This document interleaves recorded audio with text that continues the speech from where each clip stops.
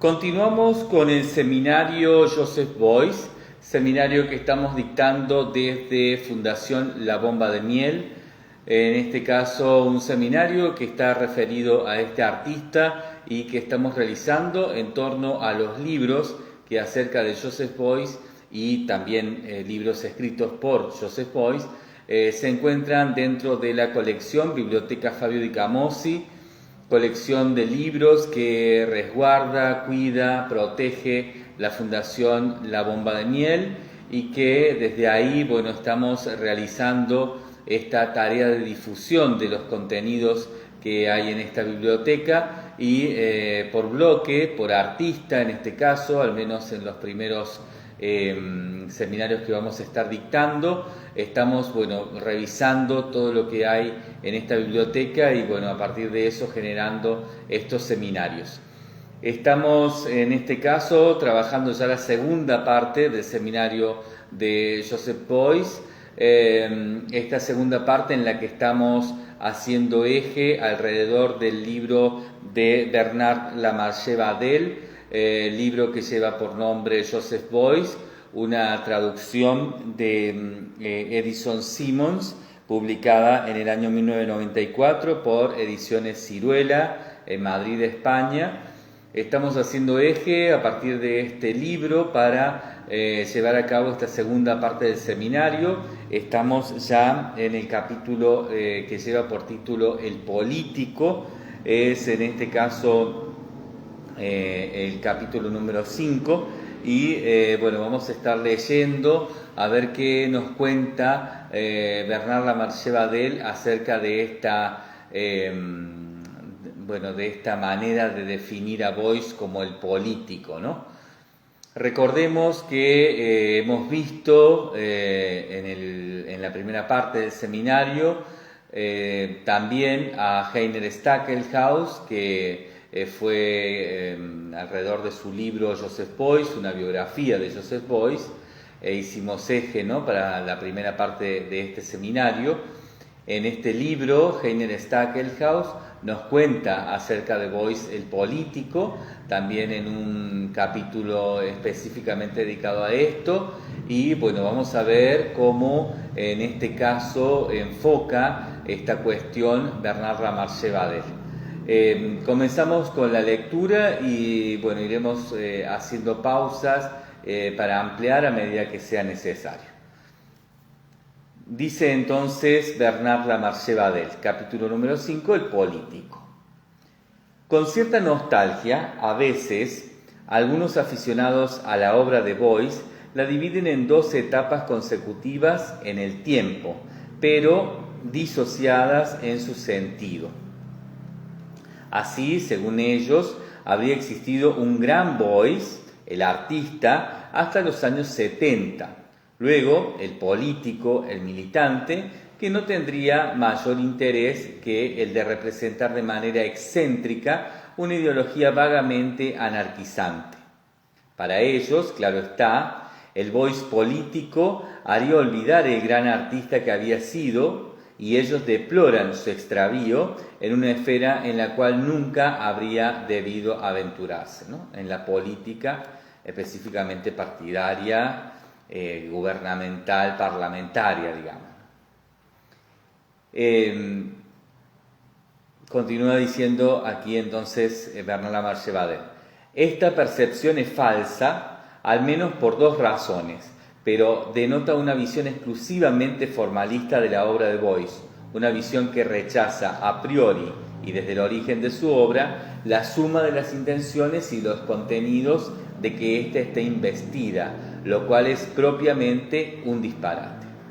Bien, acá entonces Bernard Lamarche Badel va a acentuar esto que está buscando desde la introducción a este libro, que es hablar de Beuys más allá de lo que se entiende por obra en términos académicos y críticos, ¿no?, en la posmodernidad. Bernard Lamarche Badel viene intentando hacerlo, de hecho lo viene haciendo, pero en una especie de entre líneas en el que va jugando con una especie de ida y vuelta sobre esta cuestión en torno a ser correcto, a ser lo suficientemente coherente con su disciplina, la crítica de arte, y también con lo que Beuys está proponiendo, que está por fuera del significado, que está por fuera de cualquier posibilidad de análisis crítico desde la disciplina de esos años, ¿no? Los años 80, finales de los 70, principios de los años 80, desde la crítica de arte. Por supuesto que Bernard Lamarche-Bader ha ido desarrollando distintas percepciones de Beuys en las que nos ha ido quedando claro esto, pero también hemos ido viendo que no logra finalmente confirmar su hipótesis, para decirlo de una manera muy simple, tal vez simplista si me lo permiten, ¿no? Su hipótesis es esta, de que Beuys no se lo puede analizar desde un lugar regular para el arte postmoderno de la época, sino que hay que ampliar los horizontes por fuera de lo que se entiende la obra de arte y por fuera, por supuesto, de lo que se entendía en la modernidad como esa discusión en torno a las disciplinas académicas, ¿no? Las disciplinas académicas tradicionales, que bueno, podríamos definir en pintura, escultura, dibujo, grabado, y las que se fueron sumando y se fueron haciendo tradicionales también, como puede ser la fotografía, la performance, las acciones, etcétera, ¿no? Y de ello, bueno, devenido también, ¿no?, como transversalidades de las instalaciones, todos los materiales en términos audiovisuales, ¿no?, como podría ser el videoarte o las expresiones de arte electrónico, etc. Bernard Lamarche-Bader sabe, ¿no?, concretamente que a Beuys entonces no se lo puede analizar desde ese lugar. Esto es lo que nos propone desde el inicio de este libro, pero no logra todavía ir hacia ese lugar, más allá de en pequeños deslices y yo diría que errores sistemáticos, ¿no?, en torno a su disciplina, a la crítica de arte.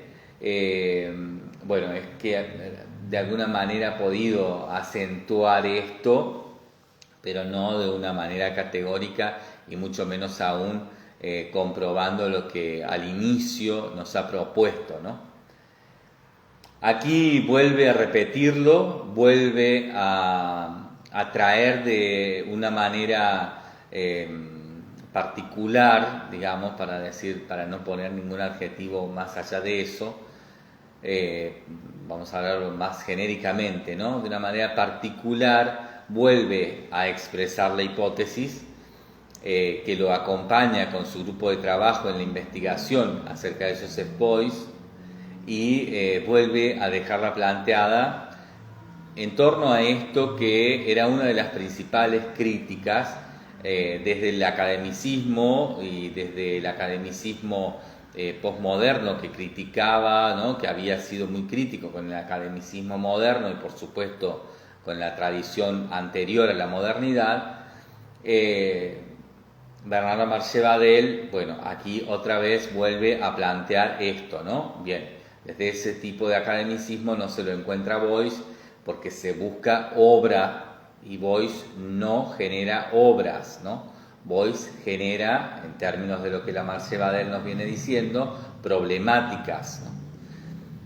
Entonces, buscarlo en las obras plásticas relativas a lo tradicional, escultórico, pictórico, de las acciones, etcétera, es realmente buscarlo donde Beuys está solamente de manera parcial y de manera circunstancial en muy pocos momentos, digamos, ¿no?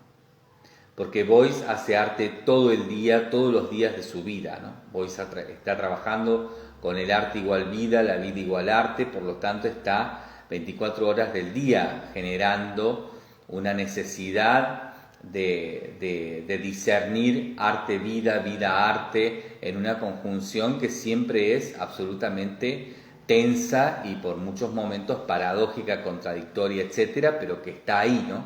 La problemática es esa y Boyce vive con esa problemática todos los días, las 24 horas del día, ¿no? En una entrevista Boyce dice que no puede dormir, ¿no? Bueno, él tenía problemas con el sueño porque tenía problemas respiratorios y demás, ya lo vamos a ver, algo hemos visto en la biografía de Heiner Stackelhaus, y en esos momentos, ¿no?, de problemas con el sueño, Boyce seguía produciendo ideas, pensando cosas, situaciones, organizaciones, etcétera, incluso obras, ¿no?, para seguir produciendo apenas pudiera levantarse, apenas pudiera empezar de nuevo con el día, ¿no? Y él lo dice a esto reflexionando en torno a cómo el arte también para él fue nocivo, ¿no? Terminó siendo también en algún punto tóxico porque lo fue comiendo, ¿no? Se lo fue comiendo, pero no se arrepiente, ¿no? Él aclara que no se arrepiente, que si la guerra no hubiera sucedido, tal vez su vida hubiera sido de otra manera, pero al haber ocurrido la Segunda Guerra Mundial, al haber tenido la participación que tuvo, que hemos venido viendo, en una participación por obligación, en base a una situación político general muy, muy grave, muy, muy difícil, muy terrorífica. Si él no tuviera que haber pasado por esa experiencia, si no hubiera pasado por esa experiencia, bueno, Boyce dice, tal vez mi vida hubiera sido otra, tal vez yo hubiera hecho otro tipo de arte, pero al haber pasado por ahí, ¿no?, al haber visto la muerte tan de cerca, al haber entendido cuál es el código de la vida y la barra muerte, ¿no?, no tuve ninguna otra opción más que dedicar todo, el 100%, de lo que podía dar al arte, ¿no?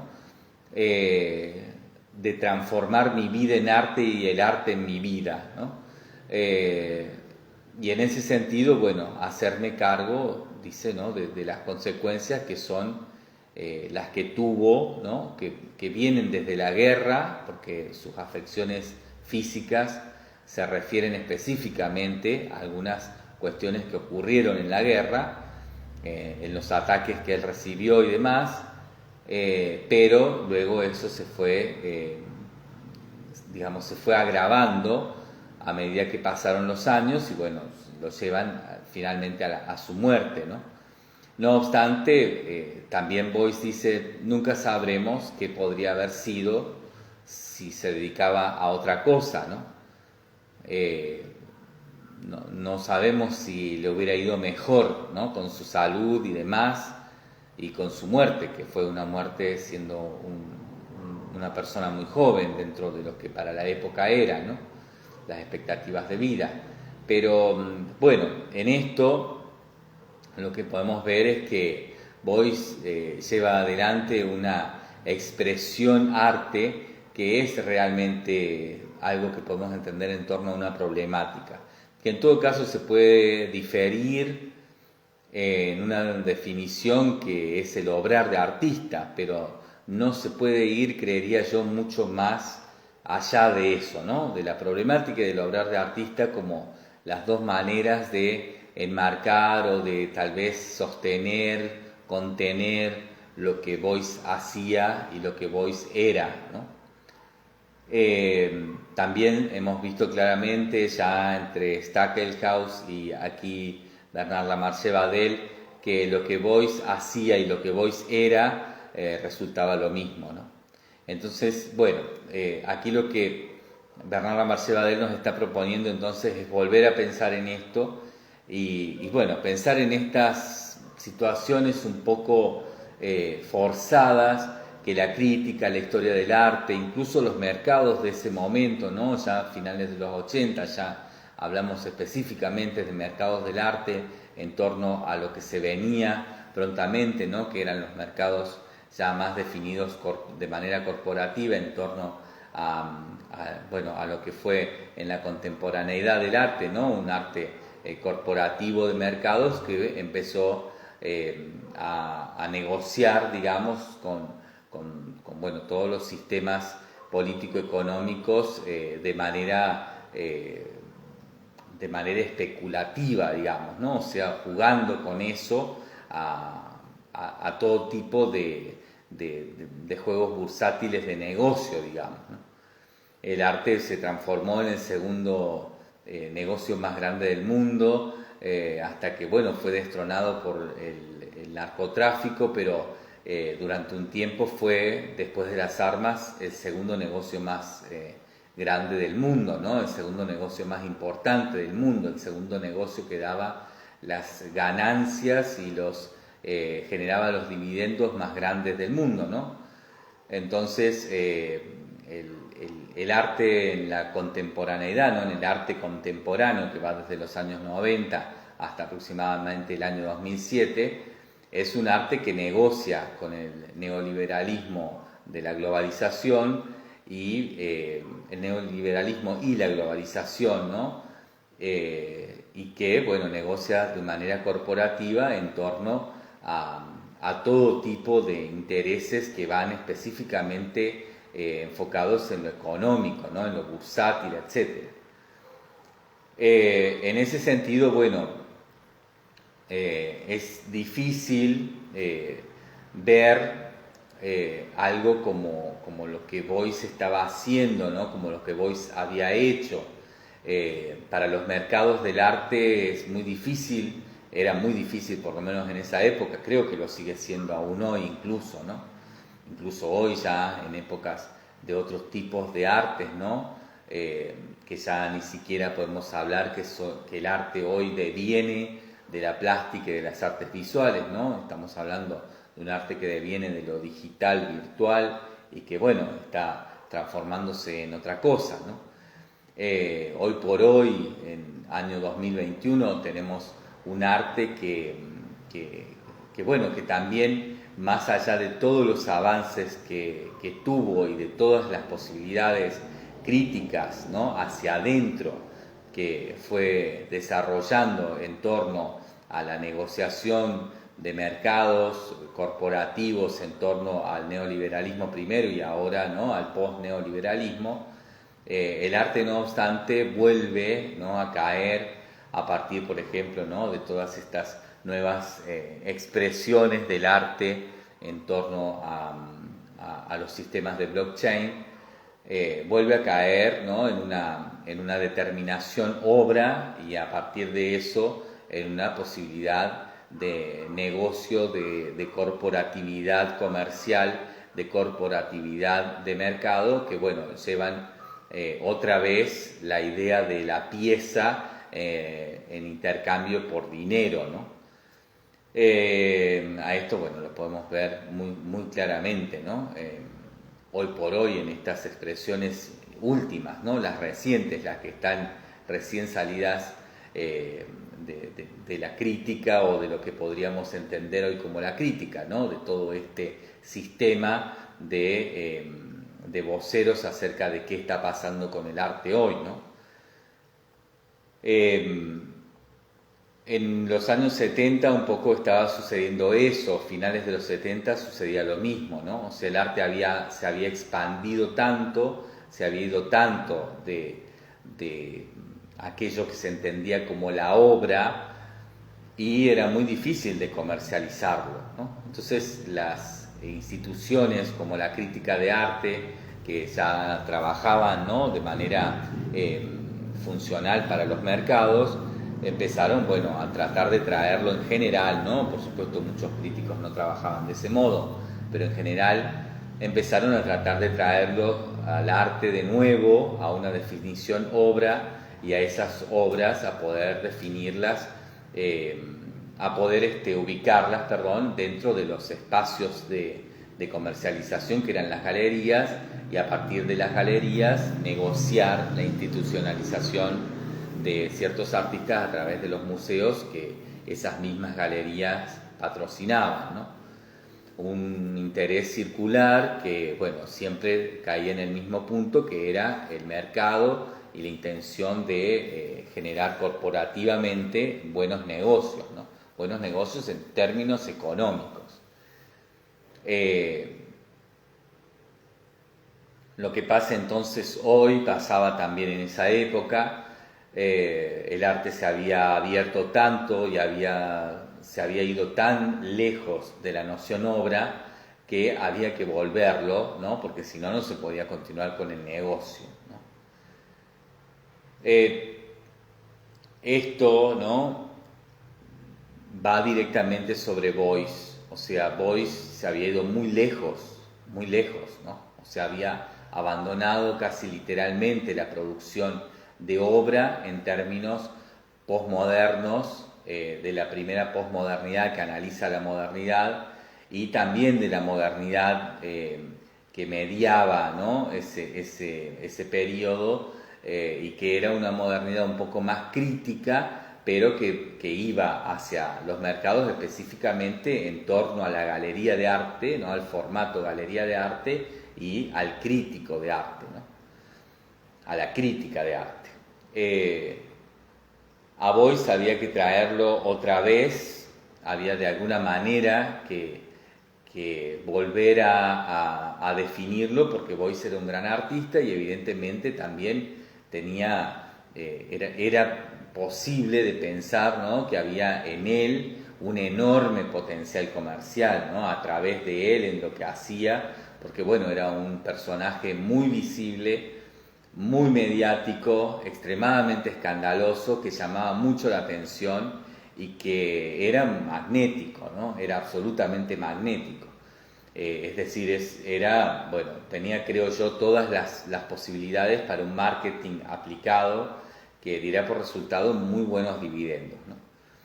El gran problema era que Beuys se había ido de la noción obra, y lo que hacía o lo que se podía determinar como tal, que por ejemplo eran los múltiples, no terminaba de ser lo que el arte en términos de negocio necesitaba para hacer realmente buenos negocios, ¿no? Era, bueno, una posibilidad de hacer negocios pequeños, pero para hacer grandes negocios como se hacían con otros artistas, Beuys tenía que retomar la producción obra, ¿no?, y generar obras únicas, exclusivas, importantes, que bueno, valieran la pena en términos de movimiento bursátil para generar muchos y grandes dividendos, ¿no? Muchos digo en variedad, ¿no?, y grandes en cantidad.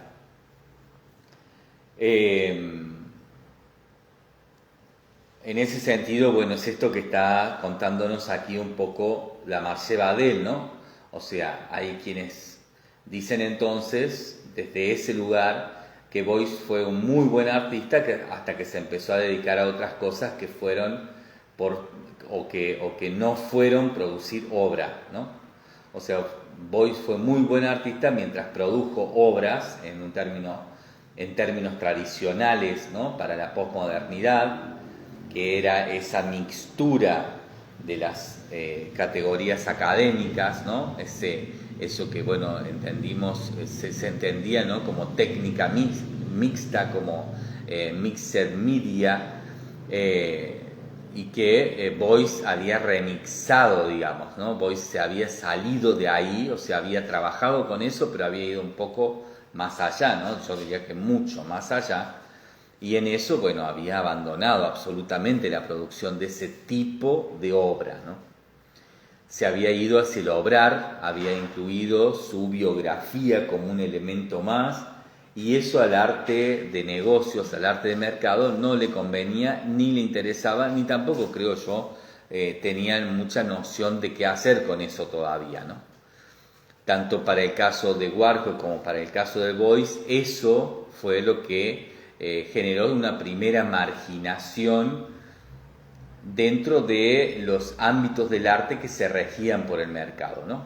No obstante, no se los pudo marginar de manera extrema, porque si bien la crítica no pudo abocarse a ellos porque la crítica era funcional a los mercados, hablamos finales de los años 70 y los principios de los años 80, los primeros 5 años por lo menos, no obstante la crítica no podía negar el valor que tenían las propuestas de Warhol y de Beuys, ¿no? Y tampoco podían negar lo que estaban viendo claramente, que esas propuestas eran seguramente las bases del arte nuevo que iba a venir de manera inminente, ¿no? Se veía, se sentía, ¿no? En los años 80 se sentía que venía algo nuevo, ¿no? Que fue el arte contemporáneo a partir de los años 90.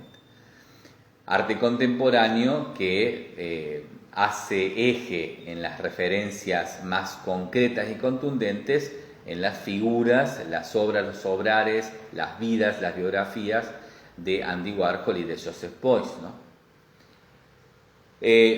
Entonces tenemos esta noción, ¿no? Que hay toda una situación de legitimidad de Beuys que lo nombra como un gran artista, pero a su vez le pide que siga haciendo obra, ¿no?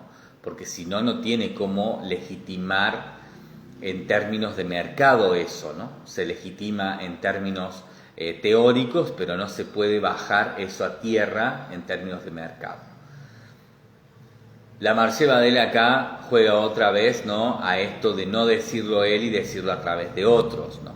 Porque él no puede, él está del lado de la crítica y por supuesto está dentro de los mercados, no tal vez literalmente de los mercados comerciales, como pueden ser los ligados a las galerías de arte, pero sí de los mercados culturales ligados a los museos, ligados a las gestiones culturales públicas, digamos, ¿no? Bien, acá entonces otra vez la Marché Badel nos plantea la cuestión, pero se corre, no puede, evidentemente, o por supuesto no quiere, ¿no? Sabe que se la juega si no. Va a buscar entonces darnos, ¿no? Pistas de manera transversal en este que es el penúltimo capítulo de este libro, ¿no? Luego viene el último capítulo y una especie de anexo que en realidad es la mitad del libro, digamos, o sea, la mitad del libro es hasta el último capítulo y de ahí en más vienen entrevistas y una cronología acerca de la obra y de la vida de Beuys, donde, bueno, la Marché Badel va a tratar de correrse, pero no obstante establecer lo que está planteando como hipótesis, ¿no? Bien, vamos entonces a seguir, ¿no? En esto. Recordemos que a mí me gustaría que quede claro, ¿no? Que para poder ubicarnos también de alguna manera empática, si se quiere, si se me permite, sobre lo que sucedía al finales de los años 70 y principios de los años 80, ¿no? Que, insisto, es un poco lo que sucede hoy con el criptoarte, por ejemplo, ¿no? O sea, una expresión del arte que vuelve hacia el mercado de una manera muy sofisticada, muy compleja, pero no menos simple de comprender en términos de lo comercial que implica, ¿no? O sea, otra posibilidad nuevamente de definir arte como obra para generar negocios a través de la venta, ¿no? Esto era lo que estaba pasando en los 70 y Beuys era un artista que se lo trataba entonces de volver a través de la crítica a esto, ¿no? De decir, bueno, Beuys fue buen artista hasta que se empezó a dedicar a otras cosas que no se refieren a producir obra. Bien, continúo entonces diciendo la Marché Badel. Por añadidura, esta visión es falsa, ya que desde 1970 Beuys ha producido una cantidad impresionante de obras, y de obras señeras que incrementan en mayor grado el corpus de los años 60. Citemos, por ejemplo, Vitus Agamus Castus, de 1972, Coyote, de 1974, Herd 1, de 1975, Herd 2, de 1976, Muestras tus heridas, de 1976, Tallow, de 1977, Honey Pump, de 1977, Das Kapital, de 1980, Último Espacio, de 1982, El final del siglo XX, de 1983, y por último, Is It About a Bicycle, de 1984, ¿no? Composición de mano maestra creada para la Bienal de Venecia y mediante la cual Beuys recapitula en 15 cuadros su visión, su obra y los principios que la presiden. Aquí, bueno, la Marche Badel va a forzar de manera muy, muy estridente, diría yo, ¿no? De una forma chirriante, va a forzar la entrada de todas estas propuestas de Beuys, de todas estas proposiciones de Beuys, las va a forzar a determinar las obras, ¿no? Evidentemente, para la definición de la crítica de arte, de los mercados y diría yo que de las institucionalidades disciplinales del momento, obra se refería a algo o a algunas cosas o a algunas cuestiones que nada tienen que ver con la gran mayoría de todo esto que está citando aquí Bernard Lamarche Badel, de lo producido por Beuys, ¿no? Cualquier ejemplo, creería yo, que tomemos, no vamos a tomar ninguno, ya vamos a ver qué más nos cuenta, ¿no? Pero cualquier ejemplo que tomáramos nos daría por resultado esto mismo, ¿no? O sea, es un forzar de una manera tan estridente, tan chirriante, ¿no? A que entre dentro de la definición obra del momento algo que de ninguna manera era obra, ¿no? Tal vez algunas partes, como bien también se ha visto después, ¿no? En torno al coleccionismo acerca de la obra de Beuys, acerca de lo que se considera obra, ¿no? Que son los múltiples, que son lo que queda de los rastros de sus acciones, de sus performances y específicamente, diría yo, de sus formulaciones, ¿no? De sus formulaciones como artista, de todas estas problemáticas, ¿no? Que Beuys trata. Es eso lo que en todo caso se puede considerar como obra, si bien también es bastante forzado, pero supongamos que Beuys ahí juega un poco con eso, ¿no? Ironiza un poco con eso y trabaja un poco con el mercado, negocia a través de ese tipo de materialidades, digamos, ¿no? Pero hablar de estos proyectos como obra, bueno, es absolutamente imposible de pensar más que como un esfuerzo enorme de meter algo donde definitivamente no entraba y donde definitivamente no tenía nada que ver. En lo que él señala, ¿no? En esta última, Is It About a Bicycle, de 1984, proyecto para la Bienal de Venecia, es donde más claro queda, ¿no? En su propia definición lo incoherente que está haciendo, o por lo menos lo tenso que está poniendo esto en unos dichos que no se justifican, ¿no? Pero si tomamos, como hablábamos en el capítulo anterior, ¿no? Lo que él aquí dice simplemente Coyote, ¿no? De 1974, o por ejemplo Honey Pump, ¿no? Que es la bomba de miel de 1977. Bueno, está justamente, y así podemos seguir con la gran mayoría, ¿no? De lo que ha mostrado, de lo que ha nombrado aquí, ¿no?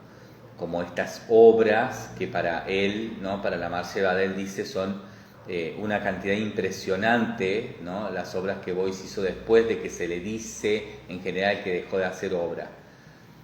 Y entonces nombra todo esto, pero lo nombra así, simplificado, ¿no? A Coyote lo nombra en torno específicamente a una expresión estética de ese proyecto que no era un proyecto de definición obra, tampoco era un proyecto de definición obra, era una problemática de definición en todo caso como formulación de artista, ¿no?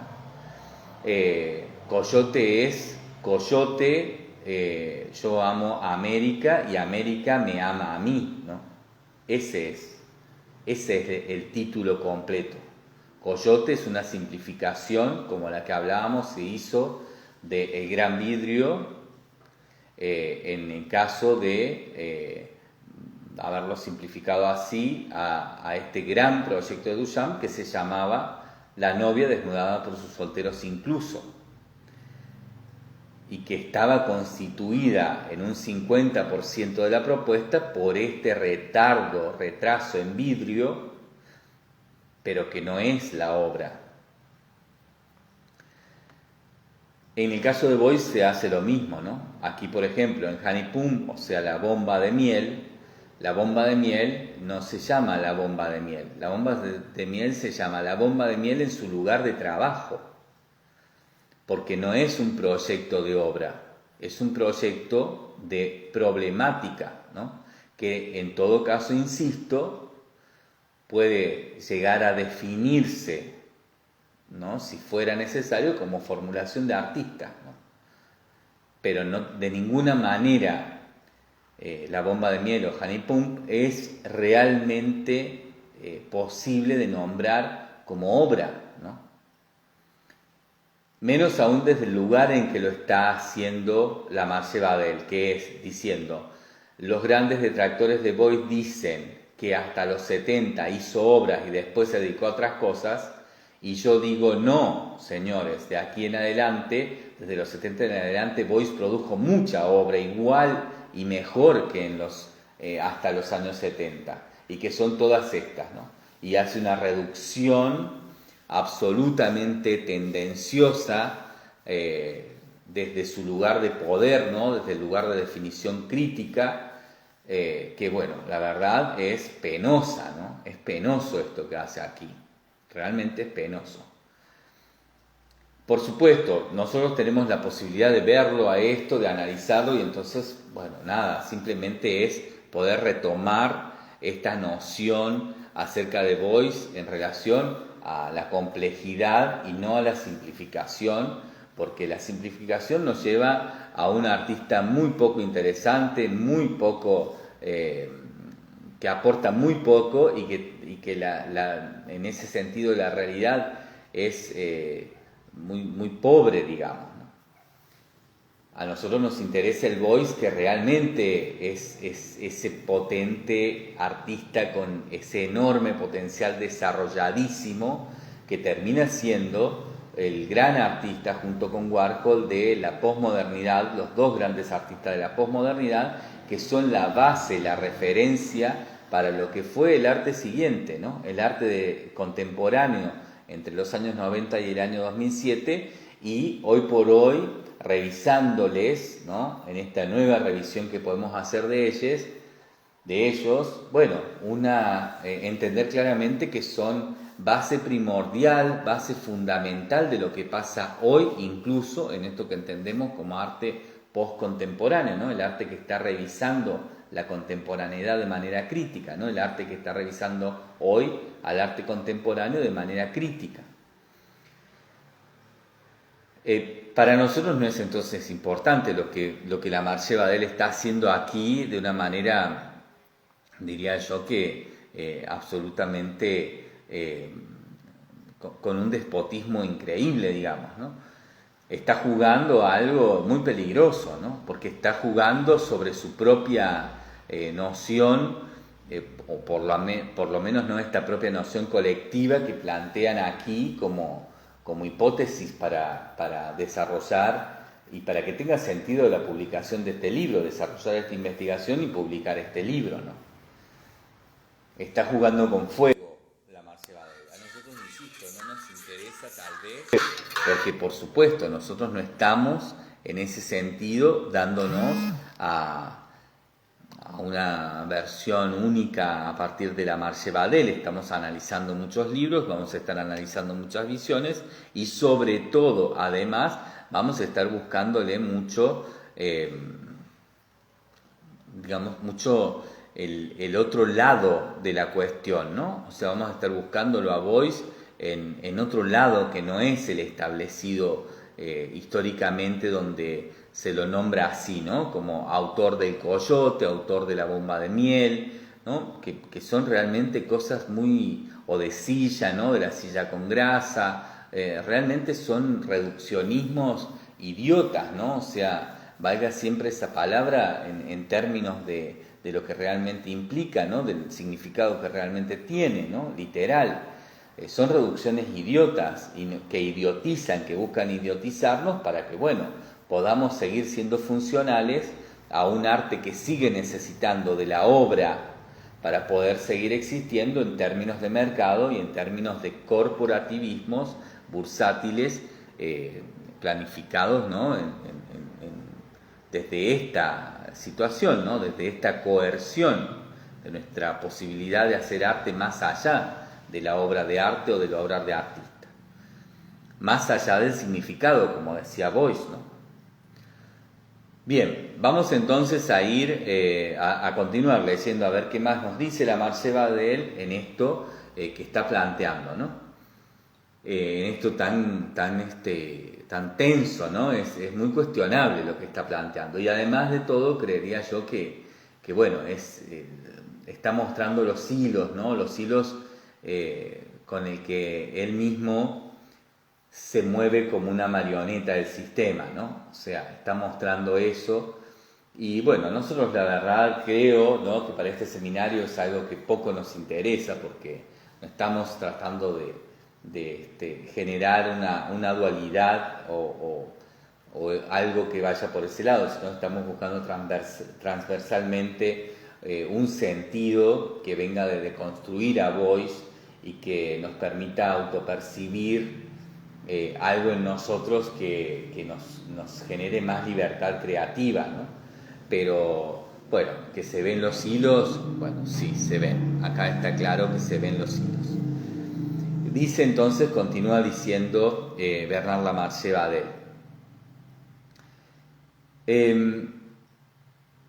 Ateniéndonos, por tanto, a los trabajos esenciales de estos últimos años, o sea, los años 70 y los principios de los 80, ¿no?, hasta el año 84, se sostiene la visión de Boyce, de un Boyce que hubiese reemplazado la función creadora por la función política.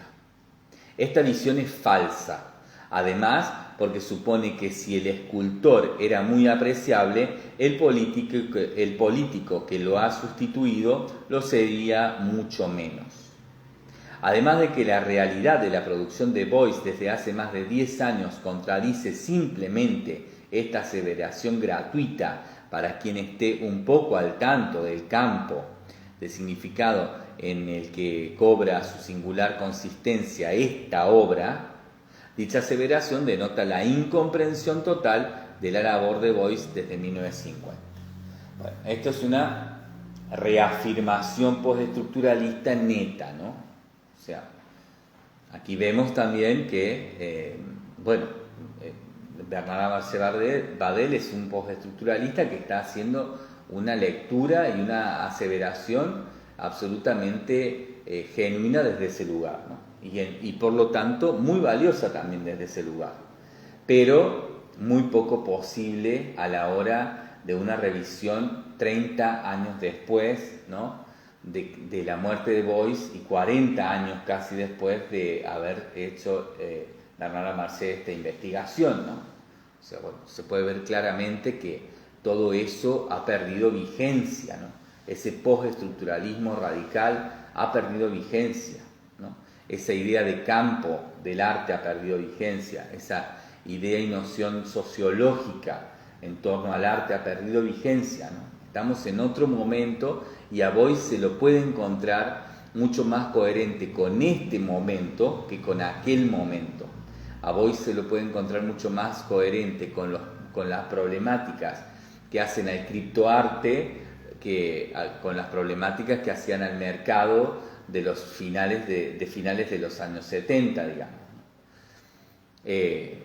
Se puede encontrar mucha más coherencia en Boyce, ¿no?, en torno a todo aquello que va por fuera del lenguaje, ¿no?, y por fuera del ser humano como centro de la vida en la tierra, ¿no?, y se lo puede encontrar en esto que hoy vamos entendiendo del ser humano, que comparte el hacer, ¿no?, la existencia de la vida en la tierra, la vida en el mundo, con otros seres que son tan importantes como nosotros, con otras energías que son tan importantes como nosotros, con otros tiempos y otros espacios que son tan importantes como el tiempo y el espacio que nosotros comprendemos como la realidad, etc., ¿no?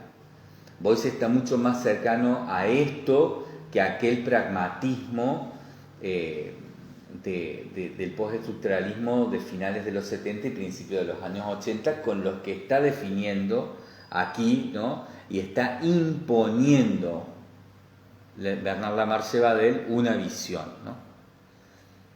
Por supuesto, en una absoluta tendencia constructiva, ¿no? O sea, una tendencia en torno específicamente, ¿no?, a ese postestructuralismo que trabajaba con opuestos, ¿no? O sea, trabajaba de manera binaria.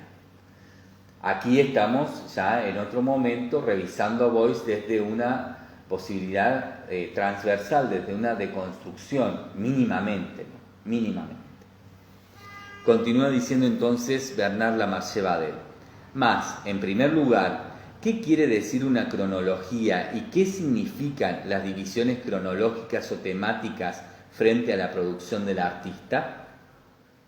La obra de Beuys comienza en Cleves, con la exposición de una herida tapada con esparadrapos, estoy leyéndolo bien, sí, esparadrapos, pero se inicia igualmente en los albores de la era terciaria, en el origen de la humanidad, en la primera observación de los gamos, de los insectos, de los caballos, en la vida subterránea. Pero también la obra de Beuys vuelve a comenzar en cada acción, ya que cada acción inscribe en su desenvolvimiento la figura del retorno al origen. La obra se perpetúa y se perpetuará en el crecimiento de un bosque de 7.000 robles plantados entre 1982 y 1986 en la región de Kassel, pero se perpetúa aún más, de modo sincrónico y diacrónico, en la propia economía del concepto de escultura social formulado por Beuys. Bueno, por supuesto, ¿no? Acá la tensión está evidentemente en que el arte no lograba tener las suficientes categorías ni herramientas para poder definir lo que Beuys estaba haciendo, ¿no? Bernard Lamarche Badel realmente está haciendo un esfuerzo que no se puede creer, ¿no? No se puede creer lo que está intentando de todas maneras hacer, que es quedar bien con Dios y con el diablo, ¿no? O sea, quedar bien con una posición y con la otra, tratar de buscarle un término medio, pero no como transversalidad, sino entre opuestos, ¿no? En un gris que es el gris medio, es decir, el gris más poco efectivo que puede existir, ¿no? El gris más neutro y más, poco claro en torno a una posición, ¿no? No es ni una cosa ni la otra. Lo que está diciendo no es ni una cosa ni la otra. Cabe aclarar también que aquí hay una revisión específicamente seguramente dada para esta edición, ¿no? Que es esta que amplía la obra de los 7.000 robles en los años, ¿no? O sea, por fuera de la edición original de este libro, ¿no? Esto lo amplía el año 86 y la edición original de este libro es del año 84, es decir, esto ha sido agregado, ampliado, seguramente que en la traducción, por lo menos al español. Continúa diciendo Bernard Lamarche Badel. A partir de 1961, fecha de su nombramiento, ¿no?, de Beuys en la Academia de Düsseldorf, el profesor Beuys, más allá de la identificación entre el arte y la vida, además utiliza, ¿no?, entre el arte y la vida, identifica del mismo modo su identidad y su destino con el conjunto del cuerpo social. Sigue generando binarismo, ¿no? La obra de Beuys es un sistema circular, sin rupturas. A lo sumo, el artista destaca, según los periodos, tal o cual aspecto de su visión, y según uno de los términos predilectos de Beuys, su proyecto procede por sucesivos enriquecimientos, ¿no? El nivel de contradicción complementaria, podríamos llamarlo, ¿no?, para tratar de echar un manto de piedad sobre esto, es realmente increíble. Continúa diciendo, el Beuys profesor descubre la forma, la materia, la energía, de la elocuencia, y a partir de 1961 no solo la palabra constituirá un vector cardinal de su trabajo, sino que tras haber introducido su destino en el destino del cuerpo social, emprende una serie de actividades que consisten en ejercer influencia en sus allegados por círculos concéntricos evolutivos en el sentido de los ideales de su problemática. Bueno, en este caso, ¿no? Bueno, todo lo que hemos visto en torno a la primera parte de este seminario, que nos contaba, ¿no?, a través de lo que nos contaba Heiner Stackelhaus, de Beuys, el gran creador de organizaciones, el gran fundador de organizaciones, que termina llevándolas a las grandes exposiciones, como las documentas de Kassel, en proyectos como Bomba de Miel en su lugar de trabajo, ¿no?, la bomba de miel en su lugar de trabajo, y que luego vuelve a traer a la sociedad, una vez terminadas las documentas, para expandir, ¿no?, en un sentido social legitimado por el arte internacional, ¿no? Bueno, todo esto acá está muy poco claro, más allá de que está diciéndolo de una manera muy correcta, ¿no? Lo que pasa es que queda muy poco claro, bueno, de qué lado se está poniendo entonces la Marché Badel para decir qué cosa, porque está diciendo de todo un poco y en realidad diría yo que no está terminando por decir nada, ¿no?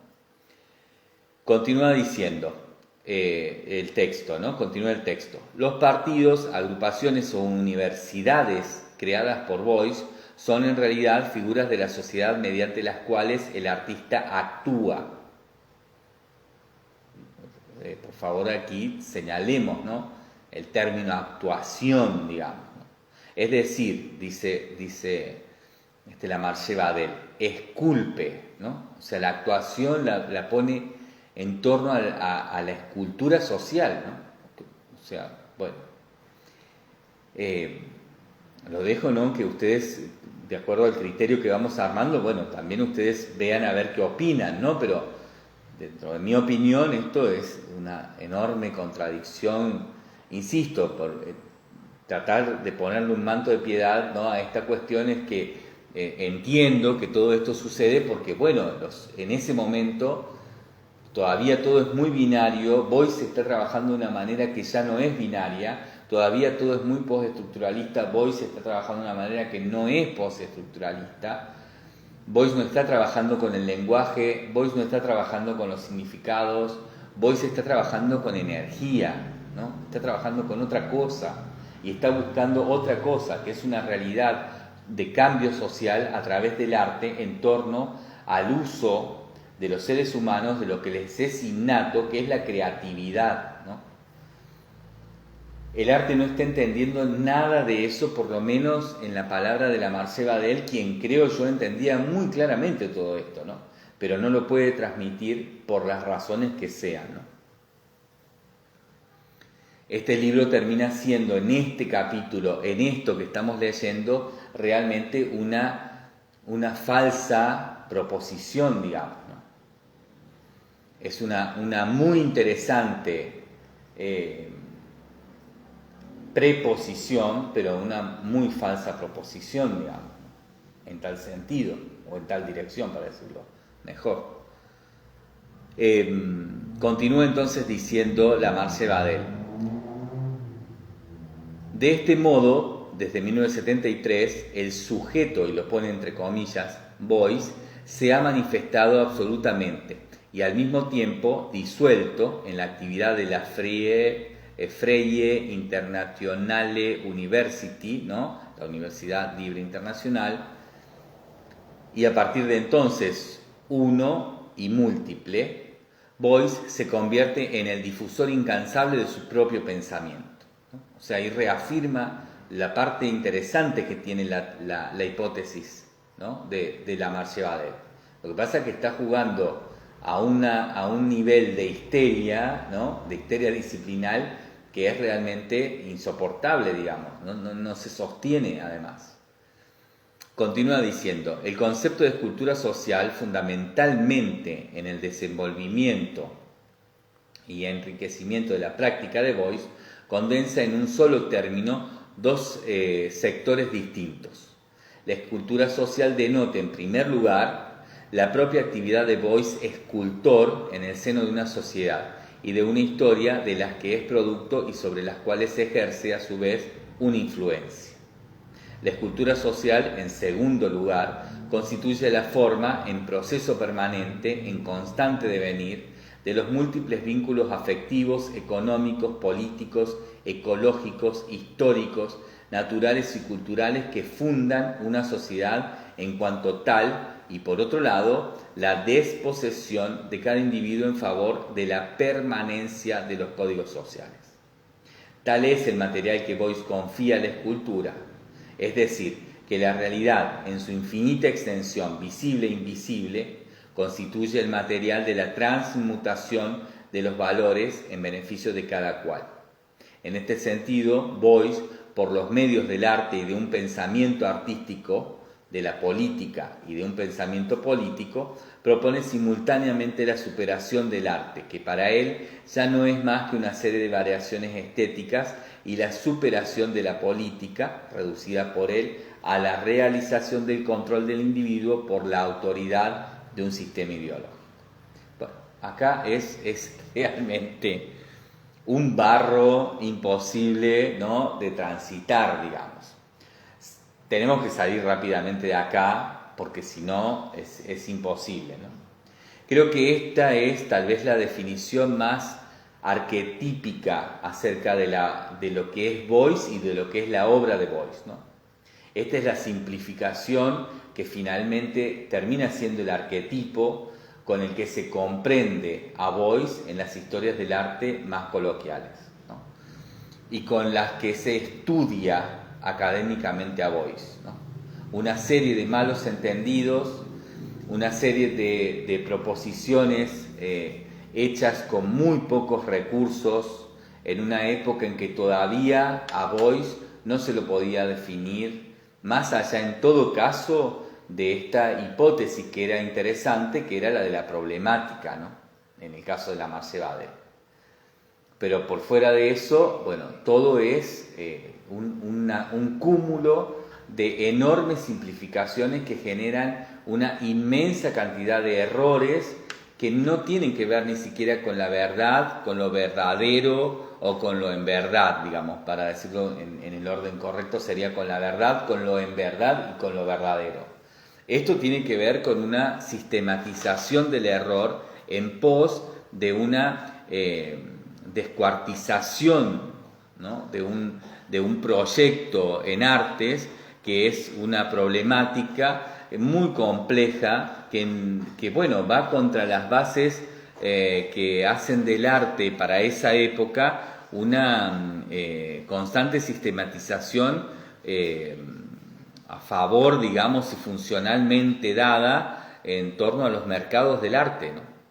Beuys está haciendo cultura por fuera de los mercados del arte, sin, no obstante, dejar de participar en los mercados del arte, porque Beuys está interesado también de participar y de negociar y de jugar y de generar mercado, digamos, ¿no? O sea, él tiene una visión crítica sobre eso en torno específicamente al capitalismo, ¿no?, desde su lugar socialista y teórico en torno al comunismo, que es muy interesante, ¿no?, es muy, muy interesante. O sea, lo hemos dicho ya también en la primera parte de este seminario, ¿no? Beuys es una persona en torno al ser humano, ¿no?, que no estaba en desacuerdo con el capitalismo. De hecho, muchas veces cuando lo analizamos en profundidad y lo comparamos, por ejemplo, con Warhol, el artista que se entendió como el gran capitalista de la posmodernidad, entendemos, y es muy claro y muy simple de ver, que Beuys es mucho más capitalista que Warhol, y Warhol es mucho más socialista que Beuys, ¿no?, en esa doble posición enfrentada que existía en los años 70, ¿no?, y que bueno, dio además fundamentos, razones, y fue bueno el modus, ¿no?, de las guerras frías, digamos. Beuys es algo mucho más complejo que todo esto. Esta simplificación lo único que hace es confundir, pero no obstante, como Beuys también dijo, todo lo que se pueda decir sobre él, sobre lo que hizo, sobre lo que planteó, siempre va a estar bien de acuerdo a cómo se lo use, ¿no? Porque voice no quiere ser más que datos. Y en ese sentido, bueno, aquí la Marche Badel está haciendo uso de ese dato, de esos datos, de esta manera. Continuamos en el próximo audio.